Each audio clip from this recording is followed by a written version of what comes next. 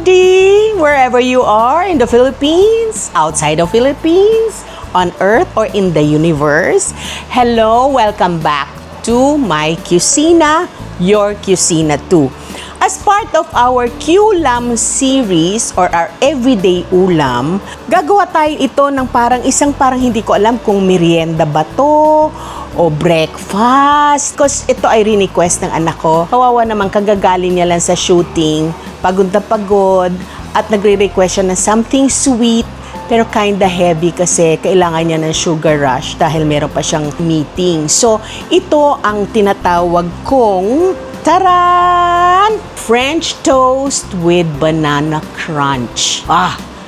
Labang kayo? Parang social pero actually hindi at napakadaling gawin. Pero bago ko gawin, unahan ko na kayo ha. Hindi ito para sa mga may sakit sa puso or those who are watching their weight or those who have diabetes or mga seniors.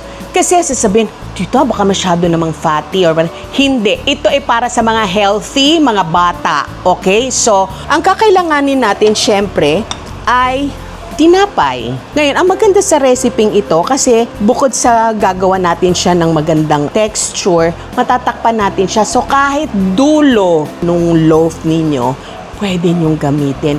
Walang makakaalam. Dahil sa sarap, hindi ba? Tipidity is a way of our lives. Okay? Of course, dahil sa banana nut, we're going to have some bananas, egg, milk, butter, cinnamon powder, salt, sugar, water. And syempre, dahil banana nut, meron tayong nuts. So, umpisahan natin sa paggagawa ng ating French toast. Una, kailangan natin ng itlog. Babatihin lang natin ito. Maglalagay tayo ng kaunting milk. Dahil matamis yung ating gagawin, medyo ibabalance natin siya ng kaunting salt. Ang gagawin natin ngayon, bababad nyo lang siya. Maglalagay tayo ng butter sa ating pan para hindi dumikit yung ating toast. Medyo low lang tayo ha, para hindi masunog ang ating butter. Pagkatapos yan, tsaka natin ilalagay yung ating tinapay. So, antayin natin siyang mag-brown. Baliktarin na natin. There you go. Okay na to. Yan.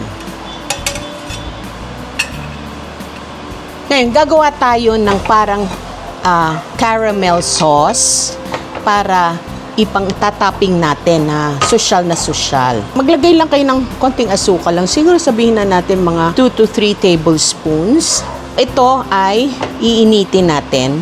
Kailangan bantayan natin ito sa paggagawa ng ating syrup kasi madaling masunog ang asukal.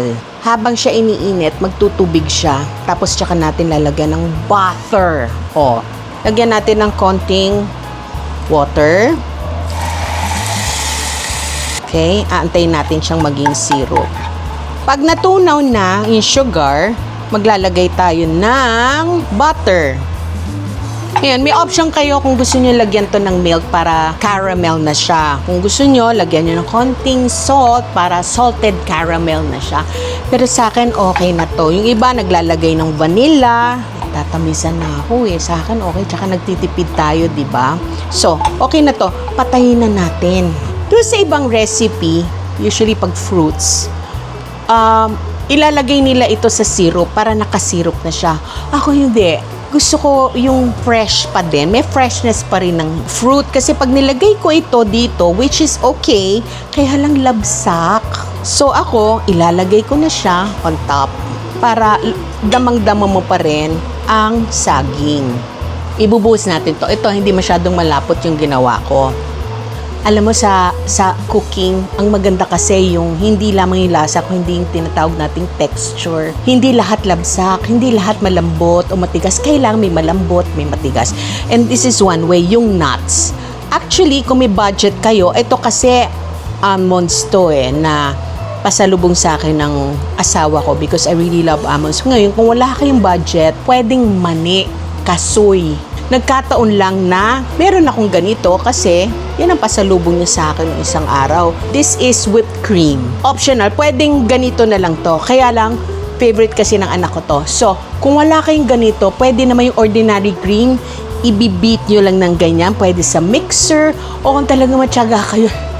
Wala na akong tiyagano. Kaya ito na lang gagamitin ko, okay? Ito yung ginagamit sa restaurant. Pag namamahal lang kayo dito, yung ordinary cream, batihin nyo na lang. Lagyan nyo ng konting arte-arte yung luto ninyo.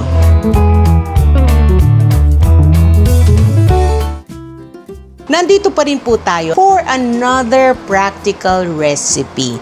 Yung aking anak ang nandito lamang, naglalambing sa akin kung pwede gawin ko daw yung kanyang paboritong ulam, which is beefsteak stroganoff.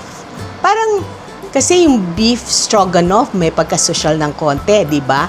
Ito para siyang timpla ng Filipino beefsteak.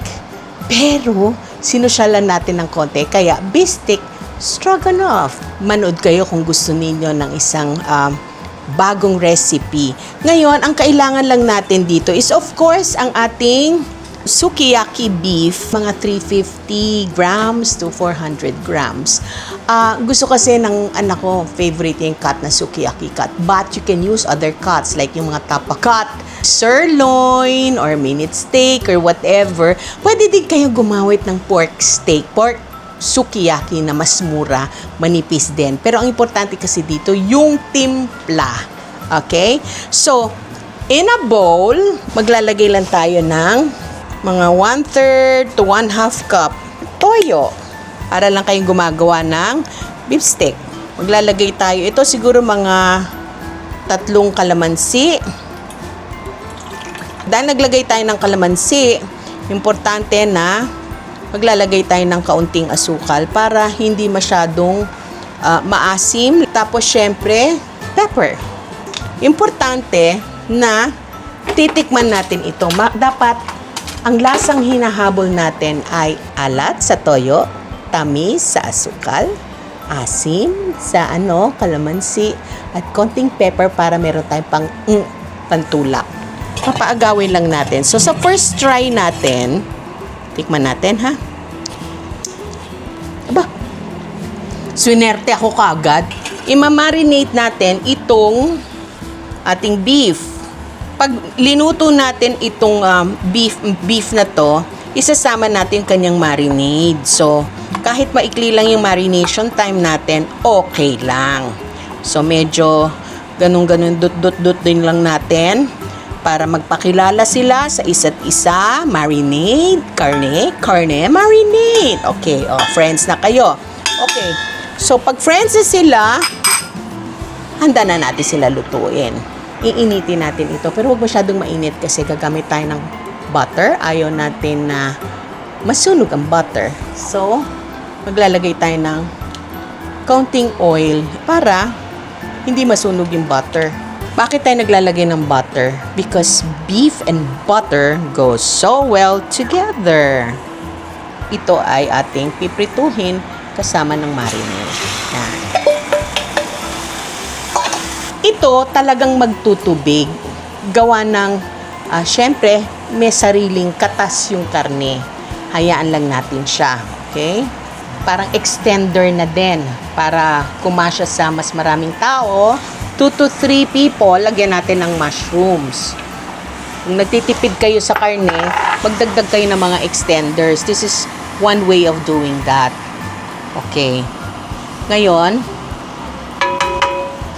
para siya maging beefsteak, syempre, lalagyan natin ng onions. Niluluto natin itong onions kasi ayaw naman natin siya maging labsak na onions. Gusto lang natin yung eksakto lang para may crunch pa siya ng kaunti. Yan, beefsteak na beefsteak ang dating niya, di ba?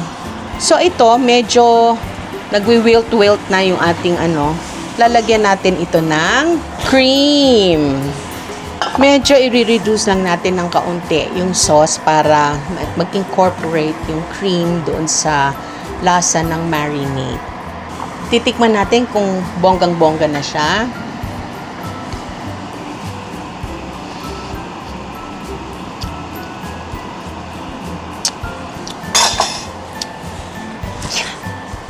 I got it. Okay na, lasang-lasa mo yung sibuyas. Alam mo, yung tamis ng sibuyas, bumongga siya.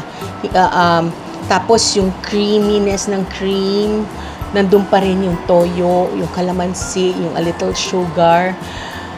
Ang sarap niya. So, ihahain na natin, tatawag na natin yung aking anak. Okay?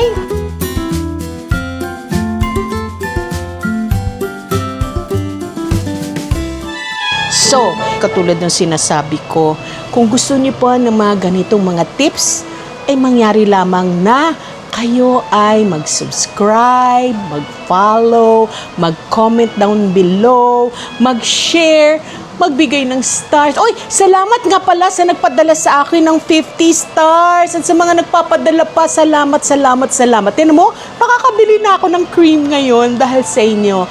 I love it. So again, keep on watching us. Subscribe para sa bawat recipe kayo mauuna. Katulad ng lagi ko sinasabi, tipidity ang sagot sa hirap ng buhay. At yan ang ating battle cry dito sa ating kusina. Dahil dito, ikaw, ako, sila, tayong lahat. Magkakaroon ng dating kahit wala tayong masyadong datong. So, laban lang sa buhay, mga Cuisinatics. Oo, mahirap ang buhay, pero hindi ibig sabihin bawal ang kumain ng masarap. Kasi posible. Konting creativity lang.